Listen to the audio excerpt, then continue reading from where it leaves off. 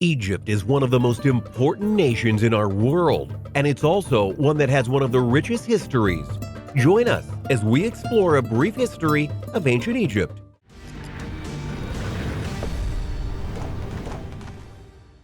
But where to begin? I mean, the course of history spans a long time for Egypt, longer than you might think, in fact. However, as in all good stories and tales of long ago, there are some points where we know the stories begin. In this case, we begin in the Neolithic period, and the founding of Egypt, if you will, during this period was done with something you all know very well, the Nile River. Much like how the Nile River is a lifeline for many in the region, because the vast majority of Egypt and the surrounding areas is desert, the legendary river was vital for those who lived around it during the Pleistocene periods of history, which, if you didn't know, ranges all the way back to 2.5 million years ago. No, we're not saying that people lived in what is now Egypt that long ago, but there are plenty of remains to be found of the people who did live along the river from many, many generations ago. And it's not hard to see why, because during the Neolithic period of history, survival was something that needed to be done at all costs, not just from their fellow humans or other versions of man, but from animals too. The weather was also something to worry about, and in a desert, the last thing you need is to be in a place without water. The earliest of settlers in Egypt knew the most basic of rules, that if you had water, you could live. So thus, they flocked to the Nile River and lived around it so that they could survive in the desert. But as a bonus, it also was a place that few from afar would travel to because of the deserts that lied between them. Now, was this a true statement? That's a bit up for debate. Some of the earliest remains are clearly from Neolithic times, but these weren't true settlers. They were nomads. Later on, settlers did arrive and bring domesticated animals and started to use the land more in a permanent sense, but that wasn't until much later. Evidence points to around 4400 BC when this occurred, and even then, it's hard to definitely prove that there was strategic settlements being made at any point in that time because the remains just don't point to it.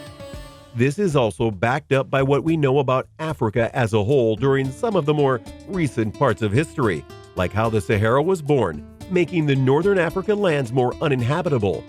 While some see this as a catalyst for people flocking to the Nile River in order to live and survive, we just don't have proof of that in the definitive sense, though it could be found at any day given the numerous archaeological digs going on in the country. So when can we say that Egypt really started to form as a nation? Well, again, the evidence is sparse, but looking at Egypt now and noting how the region hasn't improved with its desert features, there are some basics we can extrapolate. For example, while living near the Nile does give you life-saving water, it doesn't just mean you can plop a whole country there. You need to irrigate the land so you can grow food and have a more sustainable country. And that's what some of the earliest true settlers of Egypt did. But when is yet again up for debate. Based on estimates, some think it could have been done around 6000 to 5000 BC, or as some people like to refer to it, Prehistoric Egypt. It was during this period that a small group of people really did start to make Egypt a home, growing things like barley, emmer, wheat, and more, all the while constructing large buildings that got more and more advanced as technologies grew, such as with the arrival of mortar. It was along these timelines that the various earliest cultures of Egypt started to show up, all of which is backed up by historical finds made around the region. For example, there was the Amratian culture, which was the first of the bunch. Then there was the Tajan culture that lived in Upper Egypt at around 4500 BC, but they were known for a special kind of blacktop pottery that was very distinct. The Badari, who sometimes are lumped in with the Tajans, were the first culture to exist in what we know as the Stone Age, which means we're getting even closer to the ancient Egypt that you know. If you wish to know what the next step was in the evolution of Egypt, that would be with the Gerza culture. Why? Because it was through them that the literal foundations of ancient Egypt was laid. It was then that not only expanded through the region, but fought some of the other cultures, including the Amratian culture, to try and secure it for themselves. They were also partially successful on that front, but still were able to make many lands their own. Through them, cities truly began to form. One that had thousands of people instead of hundreds like with previous cultures, and their crops were feeding everyone that was a part of it. Adobe was being used to make their buildings stronger, better, and cooler. As for their tools, it was with this culture that copper tools, a big advancement from the stone tools that had defined all the earlier periods of Egypt. These advancements continued until about the 33rd century BC, when Egypt wasn't fully formed, but was in two big halves, mainly Upper Egypt and Lower Egypt, but that would change with what would be the first dynasty of Egypt. Before we get into the dynasties of the land of Egypt, be sure to like the video and subscribe to the channel. That way you don't miss any of our weekly videos. So, when we talk about ancient Egypt, we're obviously talking about a singular nation and not one divided into halves, And not so ironically, that's when the historical text started defining ancient Egypt, when it was unified around 3150 BC. The first true king of Egypt, yes, king, not pharaoh, not yet, was Menes, who according to the lore is said to have been the man who unified Upper and Lower Egypt. How was the first unified form of Egypt? Actually, pretty great if we're being honest. This version of the nation was one that was deeply tied to its religion, but in a way that was very productive. They encouraged art, expression, expanded the social structure, and more. In fact, it was so good that the nation as a whole didn't change their customs or style for 3,000 years. That doesn't happen unless something is going really well. The next phases of Egypt's growth came in what we know as the Old Kingdom, which lasted from the 3rd to 6th dynasties of the land. Why is that? Because it was during these dynasties that the legendary pyramids of Egypt were starting to be born. Much like we know them now, they were made to be the burial places of pharaohs, and they were massive and elegant, and we still don't know how they made them, and a testament to the determination of the workers. Do you know who ordered the creation of the very first pyramids of Egypt? That would be Dozier, who was the pharaoh during the 3rd dynasty of Egypt. He placed it in a necropolis, city of the dead, in Memphis. Then, in the 4th dynasty, we had the rise of the Great Pyramid of Giza, which was constructed on the order of the pharaoh Khufu. And between him, his son, and his grandson, the project was not only a monument to Egypt, but a wonder of the world that we still marvel at to this day. Because of these massive and mighty constructions, the historians who talk about the Old Kingdom also refer to this period as the Age of the Pyramid. And yes, people are still doing research on the pyramids of Egypt, regardless of when they were built, because they still have many secrets left to share. During the 5th dynasty, things ramped up in some ways and winded down in others. More temples were made for the sun god Ra, while pyramids were made a lot less. However, the decoration of the pyramids was increased dramatically, including one pharaoh having text inscribed within the pyramid itself, the first of its kind to do so. It was also during this era that the ancient Egyptians began to really embrace their trade routes. They would go and get things such as ebony, incense such as myrrh and frankincense, gold, copper, and other useful metals.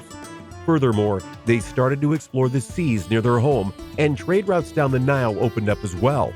This was confirmed later on as they would trade for special kinds of wood. These trade routes took them further into Africa, including the Horn of Africa. The 6th dynasty of Egypt was a major downpoint of the kingdom. The love of pharaohs was waning, fights and civil wars were beginning, and a great drought and famine crippled the nation. This led to the end of the Old Kingdom. Did things get better right after? Not quite.